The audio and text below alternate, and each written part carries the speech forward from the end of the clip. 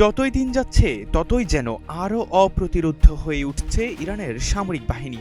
মার্কিন ইসরায়েলের ব্যাপক হামলার পরও নিজেদের পাল্টা আক্রমণ পুরোদমেই চালিয়ে যাচ্ছে তেহরান। এর মধ্যেই ইরানের পাল্টা আক্রমণের সক্ষমতা নিয়ে চাঞ্চল্যকর এক তথ্য উঠে এসেছে মার্কিন গোয়েন্দা প্রতিবেদনে, যা সত্যি হলে প্রেসিডেন্ট ডোনাল্ড ট্রাম্পের সামরিক সাফল্য নিয়ে এখন পর্যন্ত যত বক্তব্য আছে তা এক প্রকার বাগাড়ম্বর বলেই প্রমাণিত হবে।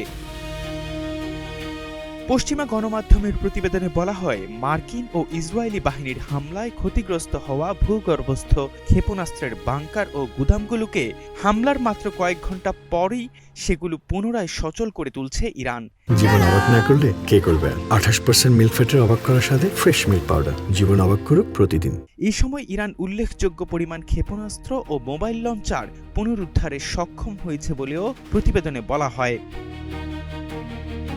চলতি সপ্তাহে ইরানের বিরুদ্ধে যুদ্ধে ব্যাপক অগ্রগতির দাবি করেছে ওয়াশিংটন। এক ব্রিফিংয়ে পেন্টাগন জানায়, যুদ্ধের 5 সপ্তাহে তারা ইরানে 11,000 লক্ষ্যবস্তুতে হামলা চালিয়েছে। তবে মার্কিন হামলায় ইরানের ক্ষেপণাস্ত্র সক্ষমতা ঠিক কতটা ধ্বংস হয়েছে তা নিয়ে সন্দেহ রয়েছে দেশটির গোয়েন্দাদের মধ্যে। যুক্তরাষ্ট্র এখনও ইরানের হাতে থাকা লঞ্চারের সঠিক সংখ্যা সম্বন্ধে ওয়াকিবহাল নয়। তবে কর্মকর্তারা বলছেন, ইরান এখনও ইসরায়েল ও অঞ্চলটির অন্যান্য দেশে ব্যালিস্টিক ক্ষেপণাস্ত্র ও লঞ্চার দিয়ে হামলা চালানোর সামর্থ্য রাখে। ইরানের ক্ষেপণাস্ত্র উৎক্ষেপণের সক্ষমতা মারাত্মকভাবে কমিয়ে দেয়াকে যুদ্ধের অন্যতম প্রধান লক্ষ্য হিসেবে ঘোষণা করেছেন মার্কিন পররাষ্ট্রমন্ত্রী ও জাতীয় নিরাপত্তা উপদেষ্টা মার্কো রুবিও। প্রতিরক্ষামন্ত্রী পিট হেগসেথ বলে চলছেন, মার্কিন ও ইসরায়েলি হামলায় ইরানের ব্যাপক ক্ষতি হয়েছে এবং ক্ষেপণাস্ত্র হামলার সংখ্যাও কমেছে।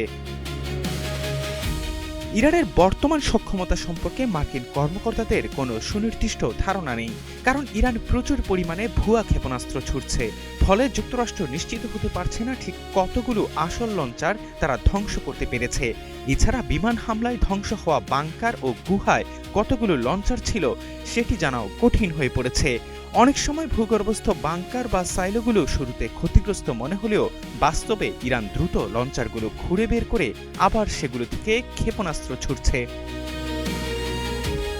এর আগে CNN এর এক প্রতিবেদনে জানা গিয়েছিল, ইরানের অর্ধেক লঞ্চার এখনও অক্ষত রয়েছে।